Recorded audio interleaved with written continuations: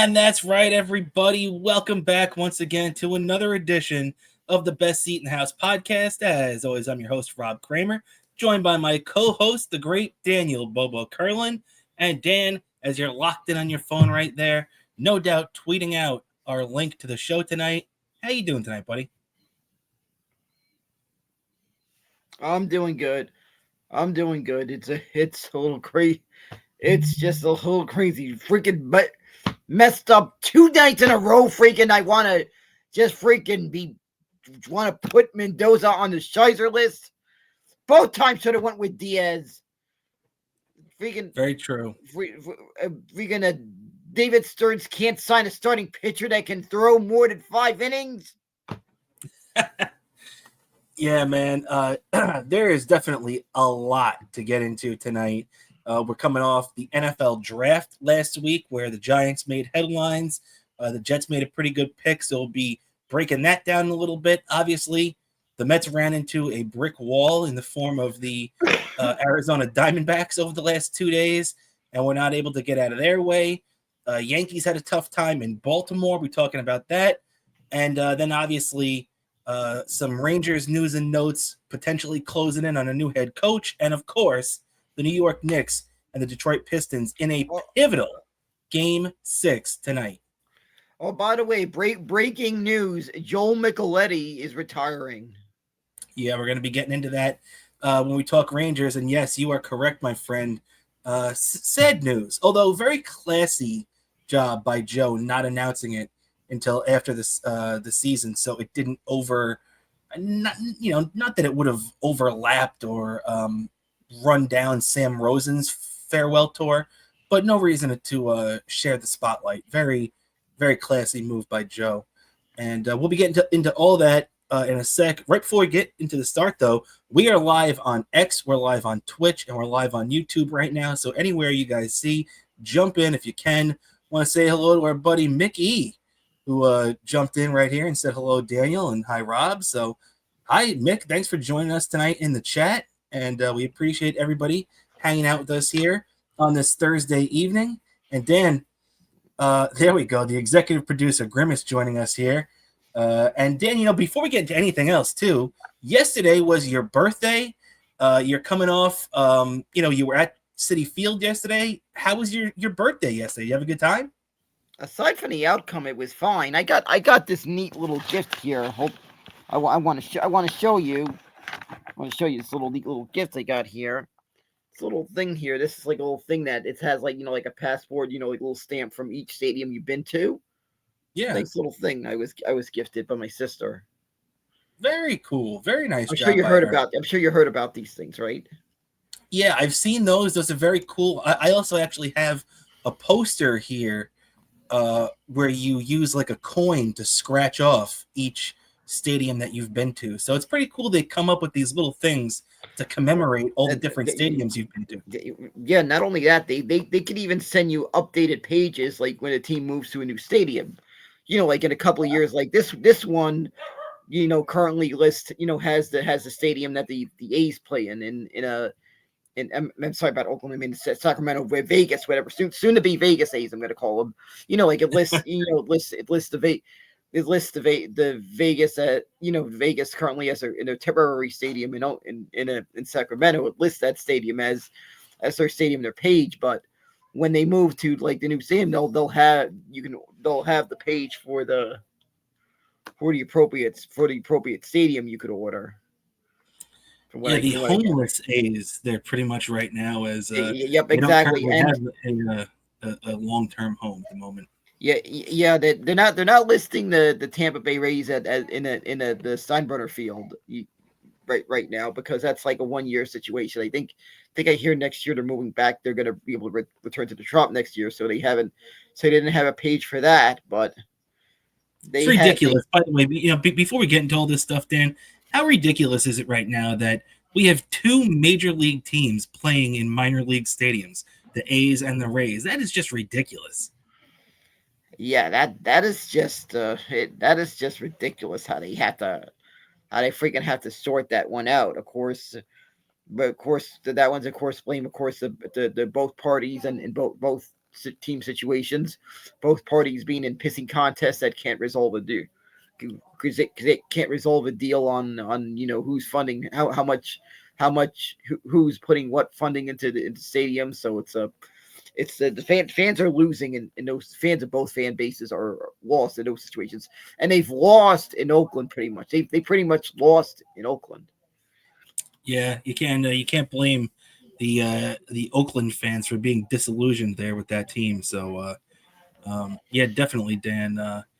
A sad state of affairs for those two teams, but good news: our team doesn't have to worry about that crap, as both those teams don't really, impact the Mets that much. But speaking of the Mets, let's get right into that, Dan.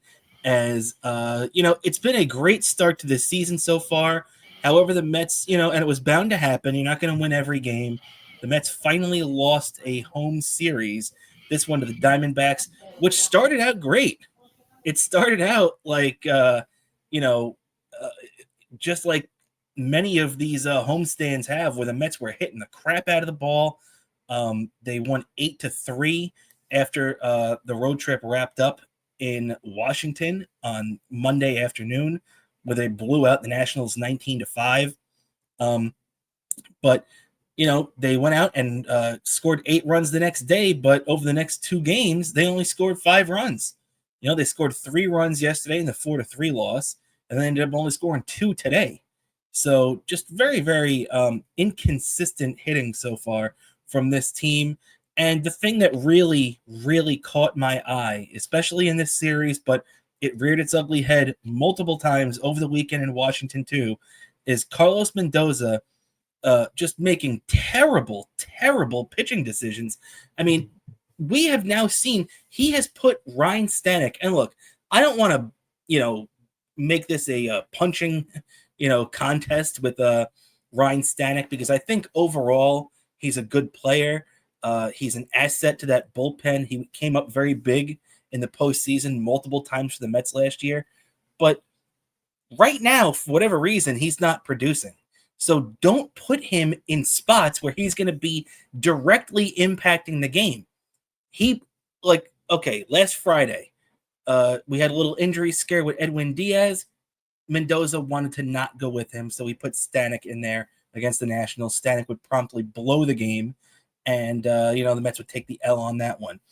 Edwin Diaz would then come out and pitch a scoreless 9th inning in a 2-0 win on Saturday.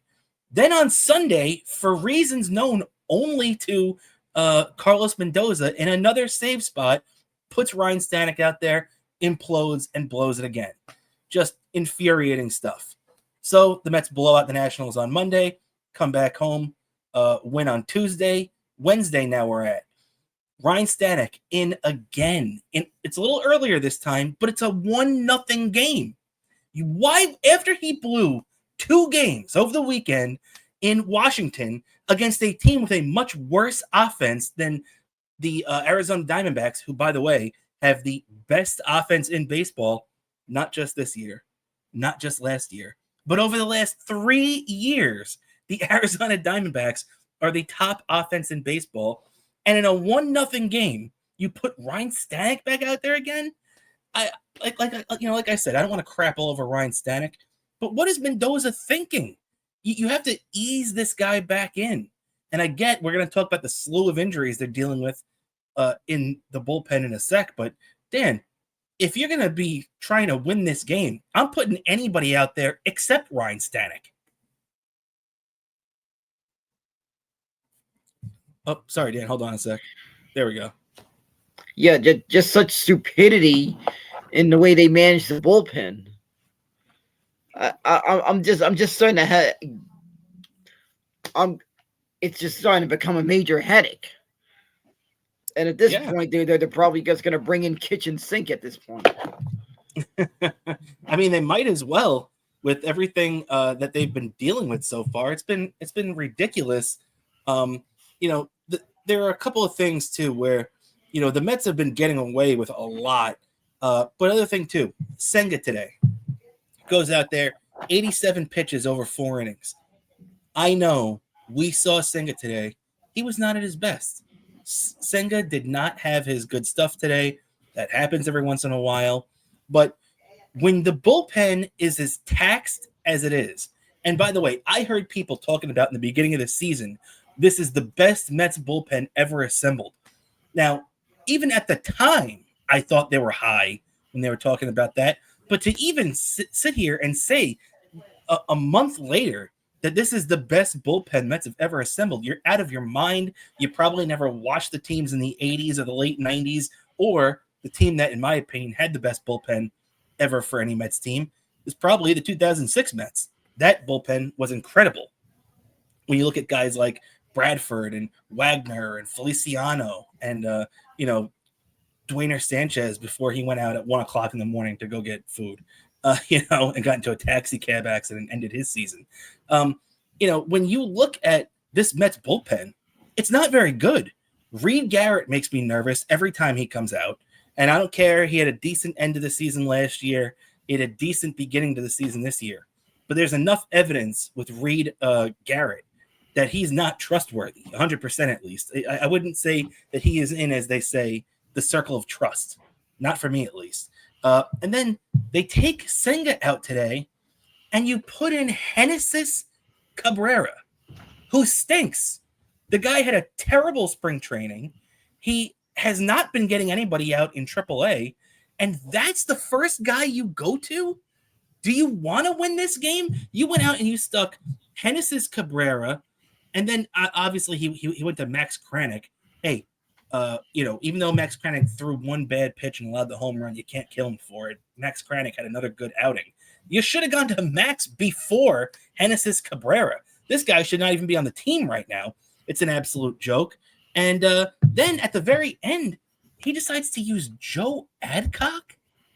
You used a combination in the 9th inning of Reed Garrett, who started his 2nd inning, which you got through the 8th inning with Reed Garrett. Why are you going to push him into the 9th? He's not a 2-inning pitcher, most of the time at least. And then you take him out and you put in Joe Adcock in a 1-run game. Or I forget if it was 2, whatever it was at that point. I'm pretty sure it was a 1-run game. Why would you not have Edwin Diaz in to keep it close? And he did the same thing the other night, on Wednesday night, when he took a 2-1 game. And because of his refusal to put Edwin Diaz in the 9th inning, they allowed 2 runs on 2 BS sac flies that turned a 2-1 deficit into a 4-1 deficit, and they ended up losing the game. And that's all on Carlos Mendoza. They put up the runs in the 9th inning that would have won the game if you had a competent bullpen that could hold them. But instead, you went out there and you tried this cute bullshit that blew up in your face. Carlos Mendoza really has to wake up because, yeah, I know it's early, and yeah, I know the Mets are off to a good start, but Atlanta is going to start heating up at some point. Philadelphia is a good team. You can't be blowing games like this, especially against good teams like the Diamondbacks. Yeah, exactly. Can't freaking keep doing this. Wake the fuck up. Yeah. So were you as annoyed at his not using Edwin Diaz as I was? Because that was driving me crazy. I know some Met fans aren't crazy about Diaz, but he's the best reliever the Mets have, bar none. Yeah, exactly. He's the best reliever, and more times than not, he gets the job done. Yeah. So I just don't understand it. Yeah, I don't understand. I was furious. I mean, I'm sorry if my sister saw me maybe cursing up a storm a little bit at that game, but that's as I am at that game. I'm not the same at that game, all right? She went with me to that game, and believe me, I was cursing up a storm that time at that moment, sitting in these insanely close seats because the Mets do this reward. They have this little rewards thing, like Mets Connect on the ballpark app. Like you accumulate reward points for each thing, like spend at the stadium or, spend on tickets, whatever, based on the face value of the ticket, reward points. And sometimes you get these things that they don't even use up any reward points, these free ticket coupons. One of those, because from last year, I used for the game on the 30th. Yeah, exactly. Yeah. For these tickets that were free, I was sitting in these seats that were a lot closer than where I normally sit on my birthday. Yeah, and you got a front row seat of Edwin Diaz not appearing in the game, and Carlos Mendoza basically just saying to Torey Lovullo and the Diamondbacks, here, we won the first game. We're off to a really good start. We don't want to win the next 2 games. Please beat us the last 2 days because we don't need it. We don't want it. That's how it felt like Carlos Mendoza. And I know it's ridiculous to even say that, but as a Met fan that, look, there's a difference between wanting to win every game and, going crazy with every loss and everything to being like, to just sitting here and being like, how have you used Edwin Diaz once in the last week? Once. I mean, it's ridiculous. There have been 4 or 5 spots he could have put the guy in that would have changed the game and tilted the situation in the Mets' favor, and he's chosen not to do it every time. I just don't get it. Yeah, I just don't freaking get Mendoza. He's freaking cost us the game, and it just pretty much led to me yelling out, "Nice game, pretty boy." Exactly. And it's not even June 15th, 1987 or whatever. I think June 15th. Yeah, you know the funny part. You know the funny part about that fictional game that they describe in that Seinfeld episode never actually happened. Oh yeah, I know. I'm guessing you've actually did the same thing. Looked up the actual game that happened on that day, and realized it was against a completely different opponent. What was mentioned in the episode, even the outcome of the game is different than what was said in that episode. The Mets actually won that game. The Mets actually won that game that day. Some people were smart enough to Google that game on Baseball Reference.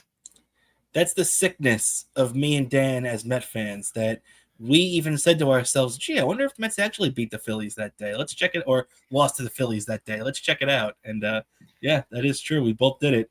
And the Mets did not play the Phillies on that fateful day that Newman and Cramer say they were in the stadium. But let's keep it rolling, Dan, here. Let's before we get to the really good thing that at least happened today with the Mets, we do have to cover some of these injuries that are starting to pile up in the Mets bullpen, Dan. We found out that A.J. Minter, not in good shape right now. This is a guy that has a lat problem.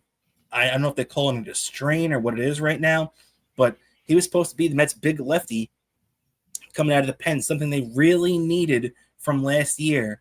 And him going down, this is why it's even crazier to me with Mendoza's reluctance to go to Diaz, because all his other options are dropping like flies. You have Minter out for the foreseeable future. Who even knows when or if we're going to see him again this year? If he has to have surgery on his lat, it's May 1st. He's done for the year. We're not going to see him. If he has to have surgery on that lat, he is done. And it's the same thing with Danny Young. Danny Young, who's a lefty in the bullpen, I'm not even crazy about, but you got to give the kid credit. He actually had a couple of decent outings before this injury popped up. And now they're even saying that he, too, could possibly be done for the season. So the Mets' 2 lefties that made the team out of camp are in danger of being gone for the year. And now we've got this absolute stiff Genesis Cabrera on the team who's just taking up space. Hopefully he's gone by the time things resume tomorrow when the Mets are going to be heading to St. Louis to start this road trip. But, the Mets got to figure this thing out right now, Dan, because with those 2 guys out, there's a big hole in that bullpen, especially on the left-handed side. And for the bullpen news that is good, though, too, the Mets just came to an agreement the other day with free agent lefty, former Met from the last couple of years, Brooks Raley. Brooks Raley, I believe, is coming off Tommy John or something like that. He had a injury last year that kept him out all season, and he's just starting to get back to the mound right now. They're saying that maybe we could see, at the earliest, we'll be seeing Brooks Raley some point in June. So the Mets are going to have to find out a way to patch things together for the next month, because there's nobody really coming in unless David Stearns turns around and pulls off a big trade. Yeah, exactly. They need to do something. And then another thing I said before during the offseason, David Stearns needs to pull off a trade for maybe some starting pitching. I just feel like the thing that starting pitching, you're not going to be getting anything until July, the earliest. And the other thing too, Dan, is a guy that we've talked about, Sandy Alcantara. I don't know if you've been watching him, but Sandy Alcantara has gotten smacked around this year. His ERA is over 6. He was just in the game the other day that they got blown out by the Dodgers, and Sandy Alcantara not off to a good start. So that one looks like it's just going to be a big bust. And then I don't even know how Luis Castillo is doing. Yeah, Castillo's okay. I actually have him on my fantasy team, so I've been keeping tabs on Luis Castillo. He's been okay, but the Mariners have not played great ball, and Castillo's been so, which isn't the worst thing either. Maybe if the Mets are going to trade for him, they could get him at a more reasonable rate, because I do think his numbers are just kind of slewed a little bit because of the Mariners not playing great. But either way, the big thing on the menu right now for the Mets is bullpen help, because as much as me and you might not be crazy about their rotation, these guys are actually pitching. They're not pitching deep into games, which is affecting the bullpen negatively, but they are pitching well. Griffin Canning has been very well. He's got an ERA just about 3, and he gives you pretty much 5 innings, maybe 1 run every time out. Kodai Senga's been very good until he struggled today a little bit, but still his ERA is 1.86. The Mets are getting a lot of good innings out of their bullpen. They're just not, out of their starting rotation. They're just not going deep into the game. And what that tells me is that I think the Mets are going to really be in the market for a couple of big-time relief pitchers at the deadline, or hopefully even before that. Yeah, I feel that's another big thing. Another thing is to keep a watchful eye out is Brendan Sprout, who is I forget how he's doing lately. Yeah, Sprout's been okay. He had another decent start the other day. I think he went 6 innings and 1 run. So he's still throwing pretty good. So Sprout is still on track that I expect him to pop up. I don't think he's going to be here and he's going to make 10 to 15 starts or anything. But I think we will be seeing him at some point this year for at least a couple of starts to fill in. But the other good thing, Dan, is that today we saw the wake up of Juan Soto hitting his first 2 home runs at Citi Field. It's just a shame that Soto goes out there and hits 2 opposite field home runs. It's crazy. You see his strength. The first one didn't look like it was going to get out, and it did. The second one was a bomb. The second one, he didn't have to, think about it. He just dropped the bat and ran to the bases. But seeing Juan Soto start to come around a little bit, hit the 2 home runs today, contribute to the offense. He didn't really do too much the first 2 games of this Arizona series, but he had a really good weekend series against his former team, the Nationals. So maybe we're starting to see Juan Soto come out of this early season slump, and hopefully him hitting his first 2 Citi Field home runs today was a big step in that direction, right?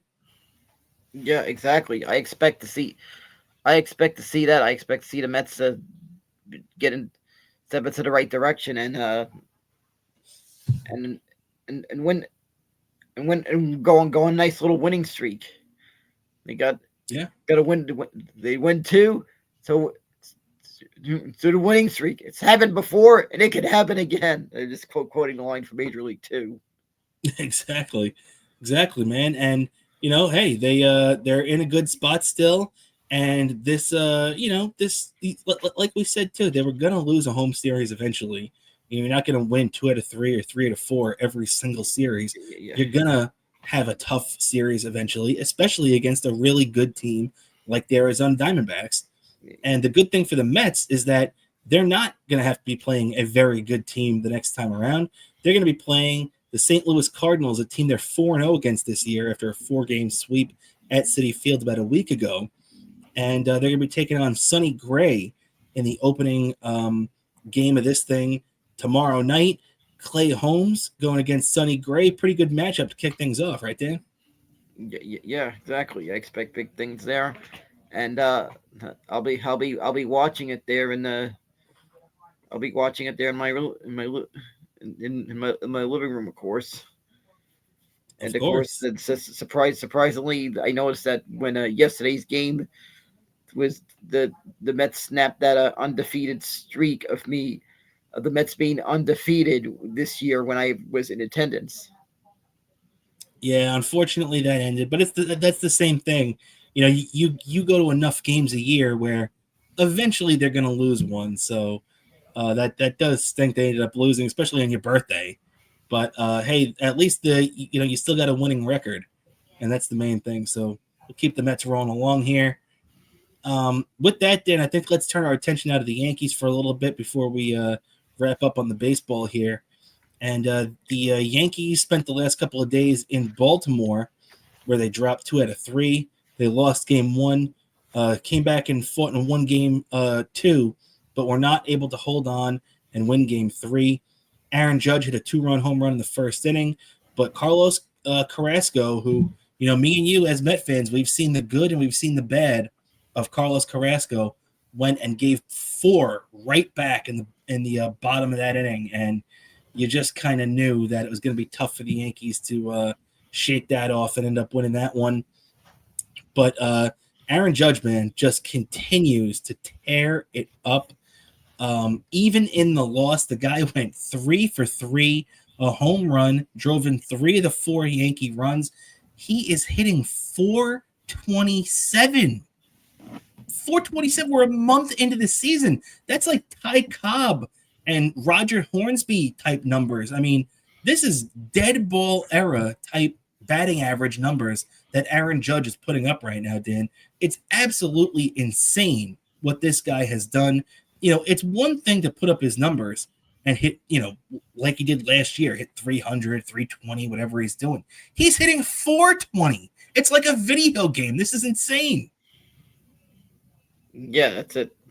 That's just insane, and he just did that right now, but it wasn't enough, and the Yankees are having pitching woes in their rotation. Yeah, I mean, I'd say their rotation is probably the thing they have to worry about the least. They do have a pretty good rotation for the most part. Their bullpen, they did have Devin Williams, their off-season prize acquisition, already lose his closer's job and have an ERA over 12 so far this season. So that's definitely a big issue for them.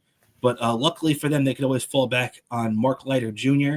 and Luke Weaver, who have both been really good in the Yankees bullpen so far. So they got that going for them. Their starting rotation, pretty good, but the rest of their lineup outside of Aaron Judge is just not doing anything.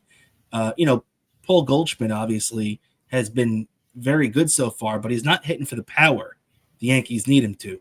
Now, he did add a home run yesterday, only his second as a Yankee. So he needs to start, being that backup to Judge more, especially from a power aspect. Aaron Judge, it looks like he could do it himself. I mean, look at these numbers. It's ridiculous. 427, 10 home runs, 32 RBIs. The guy is a cheat code. That's what they call it. He's the game genie. He comes out there and he does things that you should not be able to do. And we got to give Aaron Judge credit for that, if anything else, right, Dan? Yeah, we got to give credit for that. That's one of the few things that isn't becoming a flaw with the Yankees. But it's becoming a thing, and the Yankees look like they could have tough competition in Boston. They're creeping up right on them. Yeah, I mean, right now the Orioles, who the Yankees lost 2 out of 3 to, are currently in last place in the American League East. They're 12-18 after that great season they had last year. So not off to a great start for the Orioles. The Yankees are 18-13. So the Yankees, too, even though they're in first place, the Orioles are in last. They're only 5.5 out. So the American League East is still pretty damn close. But just like you said, Dan, the Red Sox are right on their heels, 17-15. So they really haven't gotten off to a hot start either. But they're only a game and a half out of first place. So they could definitely turn it up at any time. And the Yankees are going to keep things in the AL East this weekend, as well as Tampa Bay comes in to the Bronx. Yankees return home. And Ryan, I forget how you pronounce his last name, Pepiot, however you say it, Pepiot. He is 2-2 to 4.24 ERA. taking on the Yankees' new stopper, who's taken over that spot for Garrett Cole this year as he faces Tommy John surgery. Max Fried has been everything the Yankees could have wanted and more this year, Dan. 5-0, 1.19 ERA, and after a tough series in Baltimore, the Yankees need Fried to come home and set the tone more than anything. Yeah, exactly. They need Fried to step up against this team that can be a pesky team during especially during the stretch runs when you're facing these teams that are bottom feeders. They're even more pesky during the stretch run. Yeah, it's true. It's true. And Tampa Bay, I wouldn't necessarily call them a bottom feeder right now. They're once again they're even ahead of the Orioles. They're 14 and 17, 4 games behind the Yankees. But you're right. On paper, they should be a bottom feeder compared to the Yankees. So we'll see how that all plays out. The Yankees going to be leaning heavily on their new free agent acquisition in Max Fried tomorrow night at Yankee Stadium. Now, Dan, let's shift our attention to a little hockey before we wrap. Well, actually, we'll wrap up with the NFL draft. So we'll get to the hockey first, go to the basketball after that. Dan, you mentioned it earlier when we first started. Joe Micheletti has announced his retirement from the booth after 19 years with MSG. He came in 2006, replacing the great JD, John Davidson, former Ranger goalie, who was there for about 20 years as well. I was very fond of Joe Micheletti. I thought Joe called a great game, but for some reason, I felt like a lot of Rangers fans never really gave him the love that he deserved. He's a great broadcaster, and I'm going to be sad to see him go. Yeah, exactly. I thought he was a great broadcaster. I think he just had the unfortunate thing of trying to fill in for the big shoes of John Davison, which was it was people grew accustomed to that legendary pairing of JD and Sam and JD. They just had that chemistry in the way they just injected all that humor and stuff. So it was just kind of a thing that he was just always in the shadow of his predecessor. That's true. It's definitely true to a very large extent. But farewell, Joe Micheletti. Us real Ranger fans have always been a fan of yours, and definitely sad to see you go. Going to be interesting to see who they decide to replace him with. I've heard people saying Steve Valiquette. I think Valley's more of a in-studio guy. Not anything against him. I think he does a really good job in studio, which is why I think it might be a mistake to move him anywhere else. But Dan, before we move on from this, is there anybody that you have in mind that would stick out that would be good for Kenny Albert's first partner? I hear rumors potentially Ryan Callahan being his first partner. Really? That would be interesting. Yeah. I feel like they're going to lean toward in the directions of someone who's played hockey, and I feel like Ryan Callahan would be someone that might need to be considered, being the fact he's had that more recent experience in the NHL. That kind of gets a keen eye on how things are in this era of the NHL. Well, you know what they could do, actually, because that's a good point, actually, too. They could pick up Ryan Callahan at some point, but I wonder if they'll also think about maybe taking Dave Maloney out of the radio booth and putting him with his radio partner in Kenny Albert. And maybe if they do decide to bring Ryan Callahan in, start him off on the radio, let him, get his feet underneath him and let him get his feet wet and figure this thing out. And then maybe if they feel he's ready, bring him to the TV booth. Maybe something along those lines. What do you think about that? Yeah, I feel that's another one that could be a possibility, bringing in Dave Maloney, because Kenny Alberts and Dave Maloney has been in the booth for quite a few years now, and are acclimated to each other and stuff. So I feel like that would be a easy transition for Kenny Albert from the radio booth to the big shoes of the TV booth, being in the booth with someone very familiar to him. Yeah, that's worked exactly. Well. Exactly. Yeah. So I think that would be a interesting way to go there. And then finally on the Rangers, Dan, there is strong word coming out today. Vincent Mercogliano, was tweeting it about it earlier. Elliot Friedman, the guy who always seems to be out in front of all the NHL stories, all reporting that the Rangers are pretty much expected by the end of this week to name former Pittsburgh Penguins head coach, two-time Stanley Cup champion, and former New York Rangers assistant coach under John Tortorella here about a decade ago, Mike Sullivan, taking over as the 38th head coach in franchise history. Now, if you look at it, Sullivan wasn't happy with the way things were going in Pittsburgh because they're kind of on a tear down level right now. So he wanted out of there. The other teams that wanted him was Chicago Blackhawks, that are also kind of in the middle of a rebuild. The Boston Bruins are probably the only other team he would have gone to coach.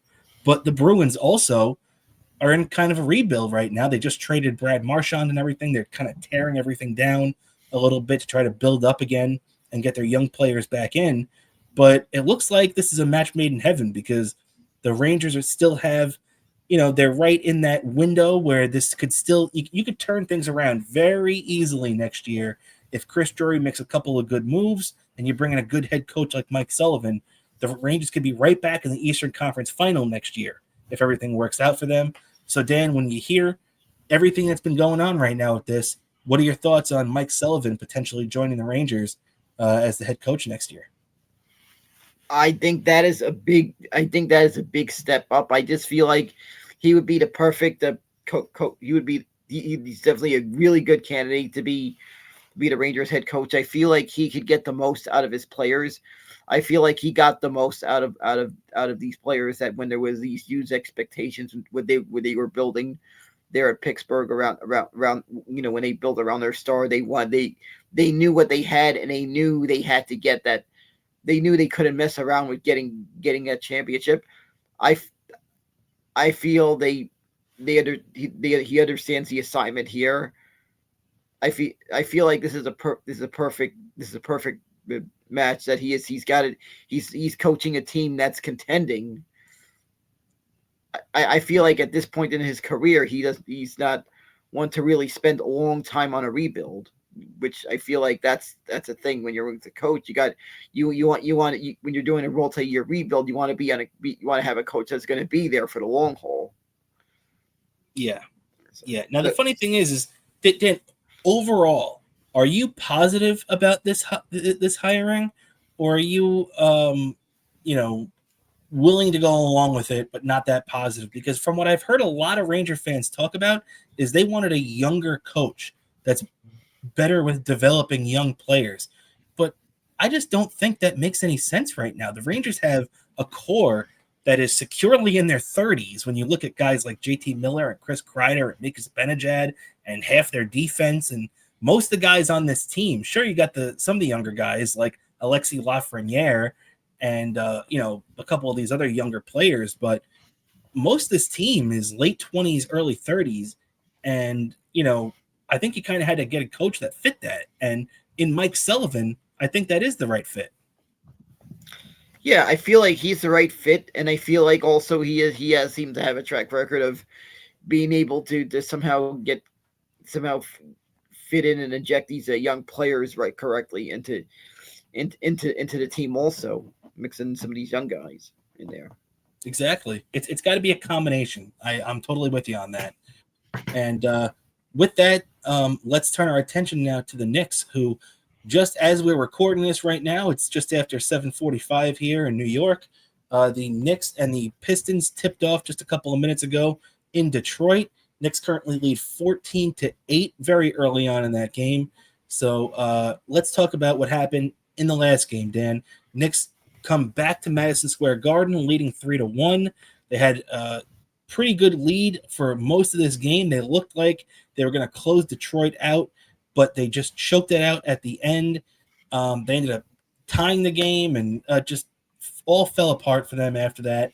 They lose the game 106-103. Now game 6 in Detroit tonight, which we're talking about right now. That's going on at the current moment. But Dan, losing that game was just very difficult, and there's a lot of criticism going around of head coach Tom Thibodeau for the way that he used his timeouts at the end of game 5, specifically talking about the injuries and needing to take them out of Jalen Brunson and Josh Hart, that not having them in for the final minute and a half, 2 minutes of the game really helped sink the Knicks more than anything. What are your thoughts on his management of the game at the end there? Yeah, I think he's mismanaged Brunson a little bit.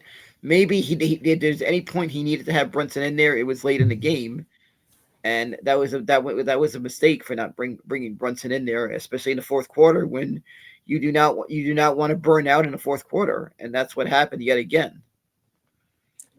Well, it's not that he didn't have it in. It's just that they had to take Brunson out because of that injury.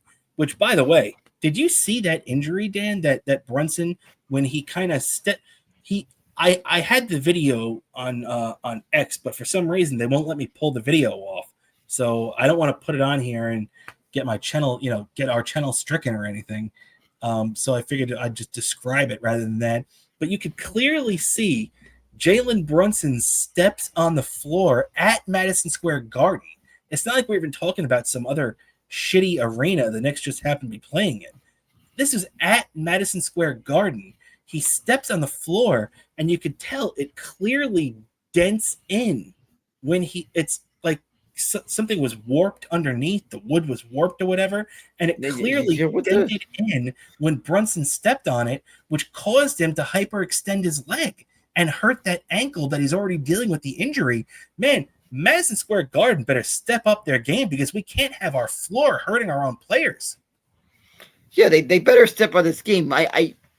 They better step up their game before Brunson gets hurt even worse.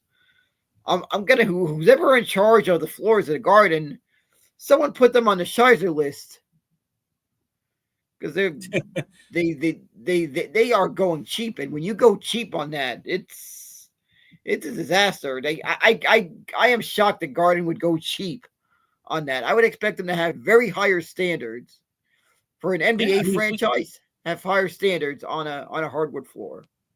Yeah, and we understand that there is complications when you have ice underneath the basketball court, so they got to constantly move things around, and I'm sure there are maintenance upkeep that you have to really be on top of to keep these things at the highest level they could possibly be. But when you're looking at a guy like especially a guy like Jalen Brunson, who is the most important player on this team, and he's among the highest paid player now, like this is almost a $50 million a year mistake that the Knicks could screw themselves out of if they don't make sure the upkeep on the court is 1,000% effective, because you can't have this thing wearing down and you can't be hurting your own players, especially in the playoffs. It's one thing if this happens in November and everybody's mad about it, but if it happens in Game 5 of the playoffs, everybody's going to be having smoke come out of their ears, and rightfully so. Yeah, exactly. I'm gonna put the people in the charge of maintenance at Madison Square Garden on the Shizer list for this. Yeah, no doubt about it. And even if it's not their fault, somebody's got to get blamed for it. Yeah, exactly. And I expect better. I'd expect better standards for Madison Square Garden in terms of maintaining a court. Yeah. I mean, you definitely think that. You'd think that they'd have the best upkeep in not only the NBA, but I mean, it's the most famous arena in the world. So just very disappointing to see it go down like that. But unfortunately, that's what we had to deal with, and now we're looking at a situation at the end of as the series draws on. We're playing Game 6 tonight, and Jalen Brunson and Josh Hart are both battling injuries already. Remember we were talking about this last year against the Pacers when this Knicks team was very beat up and battling injuries, and they just eventually just kind of ran out of gas there and lost to the Pacers in Game 7. You can't have the team getting this beat up against a team that should be much inferior to the Knicks. I mean, the Pistons are a improved team. They're a decent team. They're a competitive team. You got to give them credit. But the New York Knicks are one of the better teams in the NBA. And, it shouldn't take that much to beat the Pistons. You know what I mean? And the fact that Brunson and Hart are already getting beat up as much as they are, that's not a good sign going into potential second-round matchup against the Celtics. Yeah, exactly. This is scaring me. Please do not disappoint me yet again. That I'm I'm getting calls from people trying to check up on me after this. Yeah, man. Exactly. So big game tonight. Knicks actually on a big run right now in this game. They opened up a 10-point lead, 23-13, as we're talking here in the first quarter. So Knicks looking pretty good so far. Let's keep our fingers crossed that holds up. And then we'll finish out the show here talking a little NFL draft. But before that, I'm going to give a shout out to our buddy Richard. Hangs out with us every once in a while here. Thanks for hanging out with us tonight, buddy. You want to say hi to Richard, Dan? Hi, Richard. Also, I just want to say hi to one of our viewers at Avalanche when we meet to a Mets game a couple of weeks ago. Just want to say hi to to one of our viewers. Well met also. Yeah, shout out to Avalanche too. He's a good, really good guy. He's a big supporter of ours, and he actually has a YouTube channel as well. So go check him out, Avalanche. He's a musician too, a very good one at that. So make sure to check him out. He's got a lot of good stuff on there as well. And Dan also too. So we're gonna wrap up here talking NFL draft. The 2025 NFL draft had a lot of weird things. You know, we'll talk Jets, we'll talk Giants in 1 second, but I did want to get your opinion, Dan. What did you think of all this nonsense involving Deion Sanders' son, Shador, a guy me and you've talked about potentially going to the Giants at number 3? And when we first were talking about this, when the Jets and the Giants were crapping out in October and November and everything, and we were looking ahead, Shador Sanders was the all consensus number 1 overall pick. That didn't end up happening. He dropped all the way to the 5th round when he was taken by the Cleveland Browns. What'd you think of the fall from grace for Shador there, Dan? Yeah, that is just complete.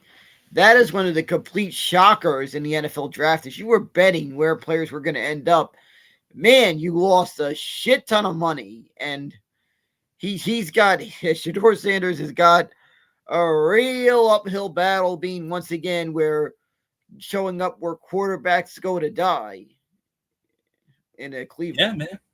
The Cleveland Browns that shoot up many a quarterbacks over the years and spit them out. You're right about that. There is a quarterback curse in Cleveland that is I cannot even describe how bad that is, because they go through so many of them. And probably Shador Sanders was like looking like, oh shit, he's got to go through. I got to go through this. Of all places, like the probably the worst place. I don't think any draft prospect wants to go when they've seen the history of NFL draft prospects in Cleveland. Yeah, I mean, when you see that how quickly they gave up on Baker Mayfield, and now Baker Mayfield is like a franchise quarterback basically in Tampa Bay. They love him down there. And then you see what they did to Deshaun Watson. Now, Deshaun Watson also made quite a few mistakes himself that I'm sure contributed to his downfall and his bad play. But yeah, Cleveland, as you said, is where NFL quarterbacks go to die. And that's coming from a Jet fan, by the way. So let's let's put that in perspective right there. And speaking of my Jets, we'll get to your Giants in a second, because your Giants definitely had the big moment in the first round there. But real quick on the Jets, they went out and select at number 7 overall, Missouri right tackle Armand Membu. I think it's a good move for the Jets. It solidifies their line. I'm still not going to sit here. You have a lot of people going out there and saying that on paper the Jets have one of the better offensive lines in football. I'm still the type where I'm going to say I'll see it when I'll believe it when I see it. But you got to give the Jets credit. They've made a commitment over the last few years to addressing their offensive line needs through the draft, and they've done that very well. They obviously selected Joe Tippmann. They obviously selected the kid at left tackle last year.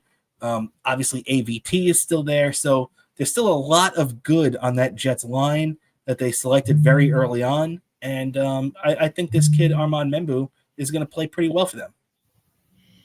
Yeah, exactly. I feel like they went well. He's gonna have a pretty decent career in the NFL. Of course, the Jets are in a situation where they're undecided where they're going to be a quarterback going forward. Yeah, well, we know at least this year it's going to be Justin Fields, but that's only basically a 1 year deal. So you are right. And, that's another stupid Jet thing. I'm glad you brought that up too, because the Jets should have, and I think anybody with a brain would have told you how the Jets could have not selected a quarterback in the late rounds of this draft is just insane to me. The Jets went out there. They didn't take any young quarterback or project quarterback or anything like that. And then we've been hearing the Jets build up this young Florida State quarterback they took a couple of years ago, Jordan Travis, and how good he's going to be. And then Jordan Travis, mere days, hours actually, after the NFL draft concludes, announces to the world he is retiring. So the guy that and believe me, Dan, I hear a lot of these delusional Jet fans. I'm not. I'm a realistic Jet fan. I'm not delusional about my team. And I heard so many Jet fans saying Jordan Travis is the quarterback of the future. He's the guy the Jets need to go and give the opportunity to and give the chance to. Well, Jordan Travis didn't even agree with you because he's done with his NFL career. Unfortunately, too. I don't take any joy in saying that. You don't want to see a young kid's dreams get cut short due to injury. And unfortunately, that's the case. And this is why I took Jordan Travis with a grain of salt his entire time as a Jet, because you never even saw him on the field. I mean, we even heard over the last few months and everything how his rehab was not going well. So how the Jets could not have thought to themselves, hey, maybe we should draft a backup option here. It just goes to show there's still incompetence running through the organization. Yeah, exactly. They could have gone through maybe a Shador Sanders and had at least a decent job, letting him maybe be under maybe under the tutelage of a veteran. That's a great point too, because I thought the same thing actually. I thought the Jets should pick him, especially when it got to the 4th and the 5th round. I thought the Jets should pick him, but the fact is, Darren Muji and Aaron Glenn didn't have the balls to keep Aaron Rodgers here, which would have given the Jets a chance to really compete this year, and Devontae Adams for that matter. You knew they weren't going to have the balls to pick Shador Sanders because dealing with him and Dion and that whole sideshow, you just knew these guys were not going to have the guts to put themselves in that spot. They don't want to have the spotlight on them at all. They want to fly under the radar, which that's great when you have talent, but I guess we'll see what kind of talent the Jets have. But speaking of talent, Dan, the New York Giants, your New York football Giants, got a influx of talent courtesy of the first round of the NFL draft this year that you really can't argue with. The Giants really did a great job. At number 3, they turned around and they snatched victory from the jaws of defeat, because a lot of Giants fans could have sat there. A lot of people would have pouted and said, "Oh, we didn't get the quarterback number 1 overall, who ended up going to Tennessee. We didn't get, what's his name? The Shador's teammate. I forget his name right now. The kid, the corner receiver kid, whatever his name is. He ended up going number 2. You could have sat there and pouted over that, but instead, the Giants turned that into a guy who a lot of people have said is the best player in the draft, in Abdul Carter at Penn State. This kid has been dealing with a little bit of a foot injury, so that's something to keep in mind. He is banged up a little bit, so there is a little baggage the Giants are getting, but you can't argue with getting potentially the best player in the draft. We all know the history of the New York Giants, how their defense has continuously set the tone for all eras of their team's success, dating all the way back to LT, to Michael Strahan, to O.C. Umenyiora, to that whole every time they've won a Super Bowl. Picking Abdul Carter, definitely a big W for the Giants. Before we go on and talk about what else the Giants did in that round, Dan, what are your thoughts on immediately getting Abdul Carter on the Giants D line? I just feel like this is a game changer with our defense, Abdul Carter. This guy's gonna be explosive with his defense, and I just, I just feel like they made the right move with this, especially with the way the rest of the draft turned out. I really feel like they got to win in this draft as best as they could. Yeah, I'm with you. They could have. The Giants really had the opportunity to do a lot of things. They could have traded down. They could have really done a lot. But the fact that they hung in there and ended up picking Abdul Carter at number 3, great job by them. You got to give them all the credit in the world. And hey, when you also look at the fact of what they did after that, I was speculating a couple of days prior to the NFL draft that the Giants could pick whoever they want at number 3, whoever falls their way, and then trade back into the first round to select a quarterback. Now, the quarterback that I had said I thought the Giants would pick was Shedeur Sanders. Obviously, that didn't work out. The Giants had much different plans in mind than me. But I was thinking around number 20, the Giants would trade back in. Well, the Giants said, we'll do even better. We'll get an even lower value number 1 pick and still get our quarterback. And that is the Giants trading back in the first round, number 25 for Ole Miss. Does that sound familiar? Quarterback Jackson Dart coming to the Giants. You could not have picked a more perfect situation to put this kid in. He's going to be sitting under the learning tree of Russell Wilson. He's going to be fighting and competing with Jameis Winston for playing time. This kid is put into a great spot, in my opinion, Dan. What are your thoughts on the Giants trading back in and taking Jackson Dart? I just feel like this is a perfect situation for the Giants. I feel like Jackson Dart's not gonna. I feel like as best as he can, it's not gonna have that pressure because I feel like the Giants have these veteran quarterbacks that are gonna maybe allow him to slowly get build up to play on that high level that he's eventually gonna be taking over at the number 1 quarterback on the team. Yeah, I think that's definitely the plan. He's going to be, look, we saw even Russell Wilson this year only start a few games for the Pittsburgh Steelers, and he didn't even start the season as the quarterback. He ended up getting the job later on when they played the Jets. So, there's a whole different, array of ways the Giants could go about. But the one thing that you really, in my opinion, the Giants really did great is that they brought in 2 QBs that now there isn't going to be really anybody. I mean, I'm sure there'll be some diehard fans suggesting it, but there really isn't going to be many people calling for Jackson Dart to be the week 1 starter. There's no need for this kid to come in and have to worry about being a week 1 starter. And, that's the best thing the Giants could do. Take as much pressure off of him to succeed immediately as possible. Obviously he's going to have to show results at some point, but it doesn't have to be week 1 of his rookie season, Yeah, exactly. I feel like he's going to be able to get to ease the transition into the NFL a lot better now. He's put into a better situation, and I feel there's like he's just flying under the radar with the fact he's gotten drafted that as low as he did. I feel like they set themselves up for a situation, and I feel like this is going to be a lot better than what some people think. I agree. The Giants set themselves up pretty perfectly. You can argue with some of their decisions. You can even argue with the ownership's decision of keeping Daboll around in the first place, even though I'm a big fan of Daboll as a head coach. Not as much of as a GM, Joe Shane, but hey, I think they went out there and had a great draft, and that's all you could ask of them. And you know what, Dan? I think we're not the only ones that think the Giants did pretty well. Also, our buddy Richard said the Giants did great, and he's thinking Ole Miss. that sauce does pretty good for the Giants, and I think he's right about that. There's that.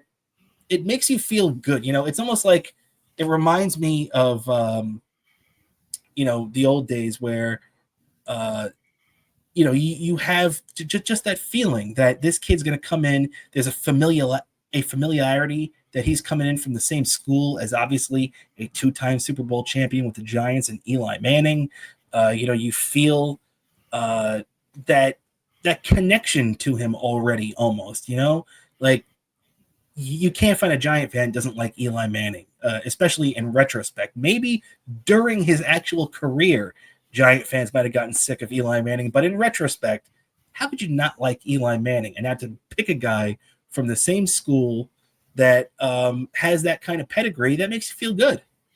Yeah, exactly. I just feel like early on, maybe with the Eli, maybe it was a little bit, but I feel like they needed to be patient, and I think Eli showed that he was able to become the quarterback that we all remember him. That's going to be probably eventually going to be in the Hall of Fame, either this upcoming next Hall of Fame induction or the next group. It's inevitable that's going to happen. Eli turned out a lot better. People maybe got a little bit hit the panic button too early on Eli, and I think they regretted hitting that panic button when they saw the fact that he put up all those numbers that he did with the Giants. That guy had some money moments in the playoffs. Oh yeah, Eli. I mean, look, I'm a Jet fan, and by the way, the O-line first round pick. Oh, that's for the Jets too. I'm looking at the chat a little bit too much, but yeah, man. I mean, I'm totally with you.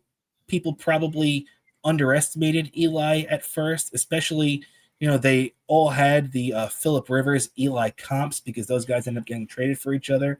But at the end of the day, when you look at the resume of the two quarterbacks, I don't even think it's comparable. I was always a big Phillip Rivers fan in the way he played, but Eli's resume is just that much better. The guy's got 2 Super Bowls. Phillip Rivers never even appeared in one. That speaks for itself, Yeah, I just feel like Eli was ready to handle that New York spotlight. I just feel like he was just built different. Yeah, totally with you. And I also agree with our buddy Richard that Eli should have been first ballot. Say what you want. You could complain about the guy as much as you want.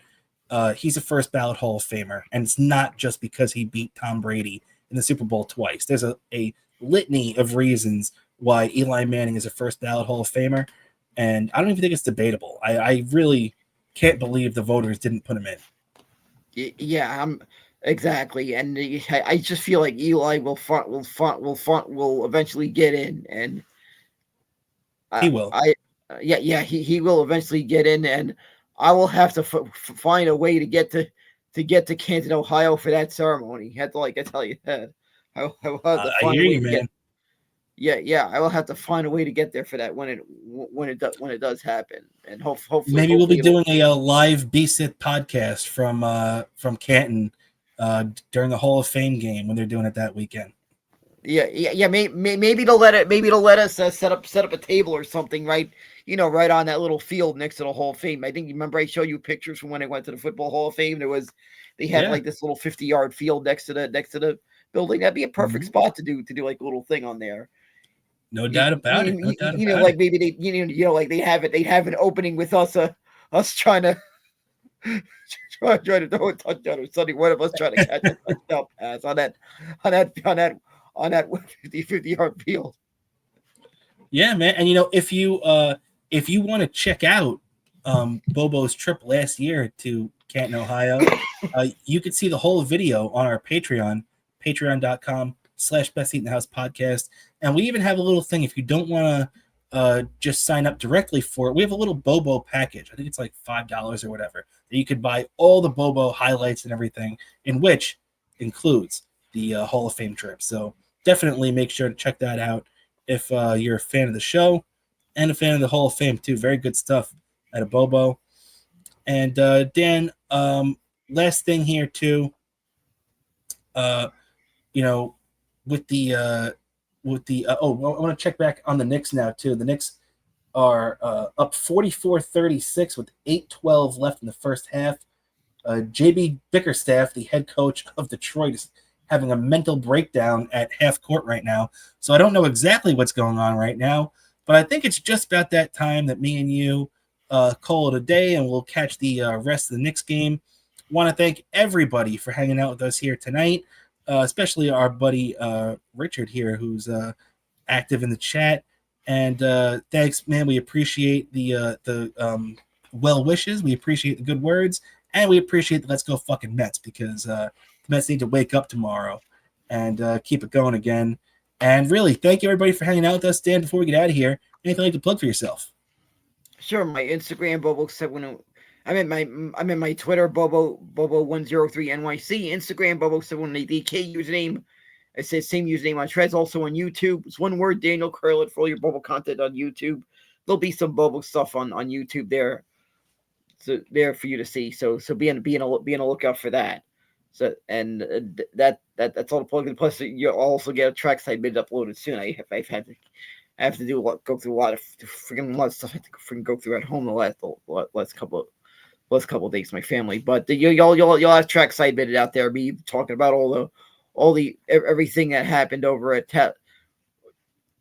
Talladega, and no, there wasn't anyone that just was running around the track in his tidy whities that tried that and there was no one that tried to make out with the guy he freaking beat in a photo finish.